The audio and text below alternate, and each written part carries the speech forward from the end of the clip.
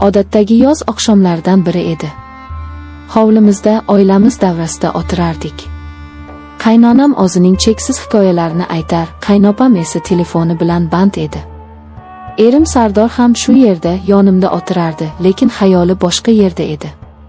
Ishdagi muammolar uni butunlay o'ziga tortib olgandi. Uning nigohi goh telefonga, goh yerga qadalardi. Uning borligi ham, yo'qligi ham bilinmasdi. Jasur qaynim bizdan sal narida o'tirardi.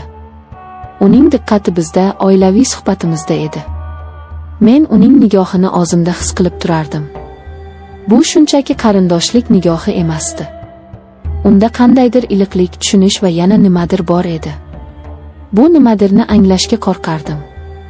Biz kamdan-kam gaplashardik, lekin har safar suhbatlashganimizda men uning dunyosiga sho'ng'ib ketardim. Uning fikrlari, orzulari, hayotga qarashlari menga juda yaqin edi. Erim Sardor esa u o'zining ishi va muammolari bilan yashardi.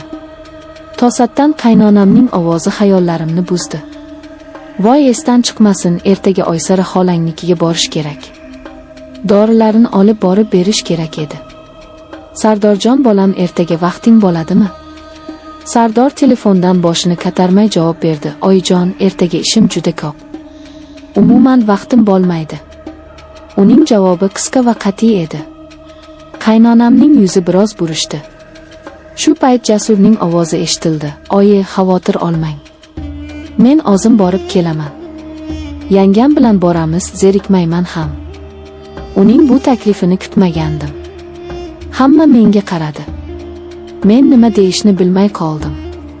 Erim Sardor bir zumga telefondan boshini ko'tarib menga va Jasurga qarab qo'ydi. Ha, yaxshi fikr. Borib kelinglar. Menga ham tinch bo'ladi. Uning bu so'zlari yuragimga sanchildi. Menga ham tinch bo'ladi.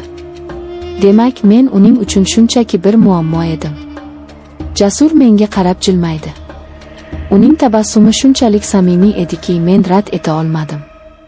Mayli, dedim sekingina. Ertasi kuni tushdan keyin biz yo'lga tushdik.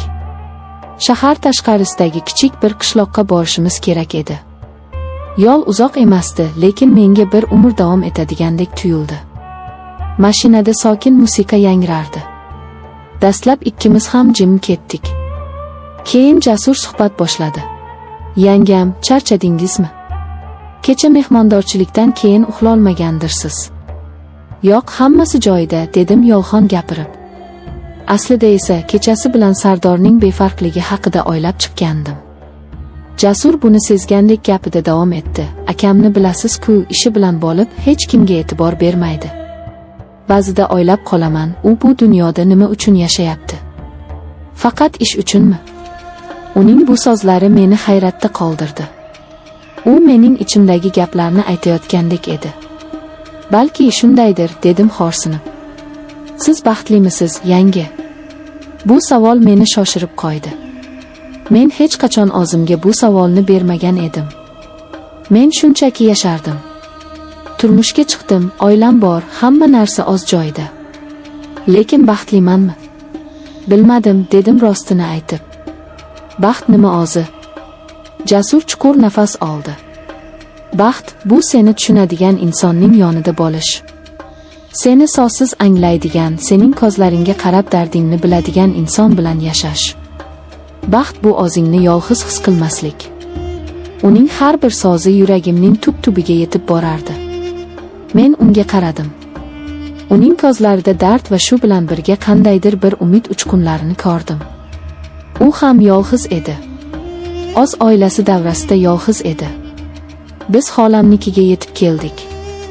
Dorilarni berib, bir piyola choy ichib qaytishga hozirlandik. Orqaga qaytayotganimizda quyosh botayotgan edi. Osmon qip-qizil tusga kirgandi. Bu manzaradan ko'z uzolmay qoldim. Juda chiroyli, dedi Jasur mashinani sekinlatib. Ha, dedim past ovozda. U to'satdan mashinani yo'l chetiga to'xtatdi. Biz baland bir tepalikda edik. Pastda butun shahar kaftdek ko'rinib turardi. Shahar chiroqlari yulduzdek charaqlardi. Bu yerga ba'zan kelib turaman, dedi Jasur.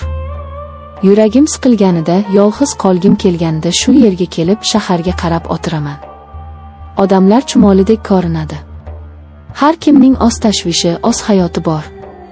Lekin shu millionlab odamlar ichida seni tushunadigan bir dona inson topilmasa, bu juda qiyin. Biz mashinadan tushdik. Salqin shabada esardi. Men yengil ko'ylagimda biroz sovqotdim. Jasur buni sezib, o'zining yengil kurtkasini yechib yelkamga tashladi. Uning harakati shunchalik tabiiy ediki, men qarshilik qilmadim. Kurtkasidan uning atirining hidi kelardi.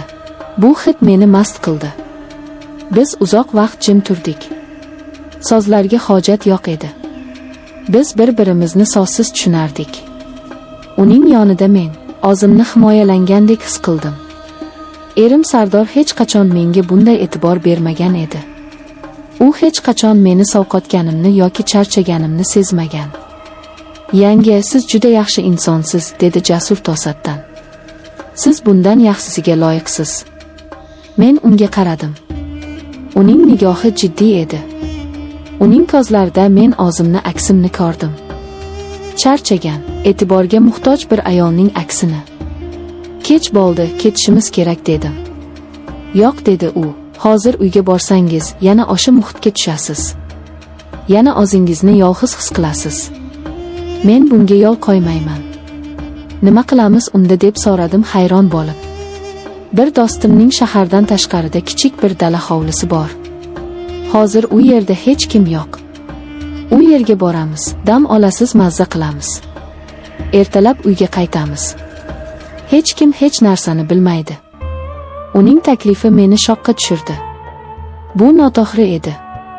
Lekin shu bilan birga men uyga qaytishni istamasdim. Men yana erim Sardorning befarq nigohini ko'rishni xohlamasdim. Men bir kecha bo'lsa ham o'zimni erkin his qilishni istardim. "Mayli", dedim o'zim ham kutmagan holda. Biz dala hovliga yetib keldik. Kichkina, ammo shinam uy edi. Jasur chiroqlarni yoqdi. Atrofda sukunat hukmron edi. U menga choy damlab berdi. Biz oshxonada kichik stol atrofida o'tirib choy ichdik. "Bu yer sizga yoqdimi?" deb so'radi u. "Ha, juda tinch ekan. Sizga hozir tinchlik kerak." U o'rnidan turib yotoqxonaga kirib ketdi. Bir ozdan so'ng qaytib chiqib dedi, "Siz shu yerda dam oling. Men mehmonxonadagi divanda yotaman. Xotirjam bo'ling." Uning bu gapi meni yanada o'ziga tortdi. U mening sha'nimni, or-nomusimni o'ylardi. Men yotoqxonaga kirdim. Toza choyshabning hidi dimog'imga urildi. Lekin uyqum kelmadi. Hayollarim chalkashib ketgandi. Men nima qilayotganimni o'zim ham tushunmasdim. Bir tomondan vijdonim qiynalardi, ikkinchi tomondan esa yuragim bu yerdan ketishni istamasdi. Ancha vaqt o'tdi. Men uxlay olmadim. Sekin o'rnimdan turib mehmonxonaga chiqdim. Jasur divanda yotardi. U ham uxlamagan edi. Meni ko'rib o'rnidan turib ketdi. "Nega uxlamadingiz, yangi? Biror narsa bo'ldimi?" "Yo'q, shunchaki uyqum kelmadi." Biz yana birga o'tirdik. Bu safar biz bir-birimizga juda yaqin o'tirardik. Men uning nafasining issig'ini his qilib turardim. "Jasur", dedim pichirlab. Bu birinchi marta uni ismi bilan chaqirishim edi. U menga qaradi. "Labbay", dedi u ham pichirlab. Men nima deyishni bilmasdim. Shunchaki unga qaradim. U sekin qo'lini cho'zib yuzimni siladi. Uning kaftlari issiq edi. Bu teginishdan butun vujudim titrab ketdi. "Qo'rqmang", dedi u. "Men sizni xafa qilmayman." U sekin menga yaqinlashdi. Bizning nigohlarimiz to'qnashdi. U ehtiyotkorlik bilan lablarimdan o'pdi. Bu o'pichda ehtirosdan ko'ra ko'proq mehr, iliqlik va tushunish bor edi. O'sha kecha biz birga bo'ldik. Bu shunchaki jismoniy yaqinlik emasdi. Bu ikki yolg'iz qalbning birlashuvi edi. Bu bizning isyonimiz, bizning haqiqatimiz edi. Biz butun dunyodan, muammolardan, bizni tushunmaydigan odamlardan yashiringan edik. Tong otganda derazadan tushayotgan quyosh nurlari bizni uyg'otdi. Men Jasurning bahrida yotardim. O'zimni hech qachon bunchalik xotirjam va baxtli his qilmagan edim. U ham uyg'oq edi. Menga qarab jilmayib yotardi. "Xayrli tong, go'zalim", dedi u. Bu kecha mening hayotimni butunlay o'zgartirib yubordi. Men endi oldingidek bo'lolmasdim. Nima bo'lishini bilmasdim.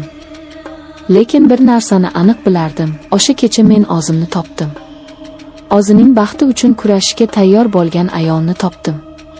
Bu tun mening tunim edi. Mening gunohim va mening haqiqatim.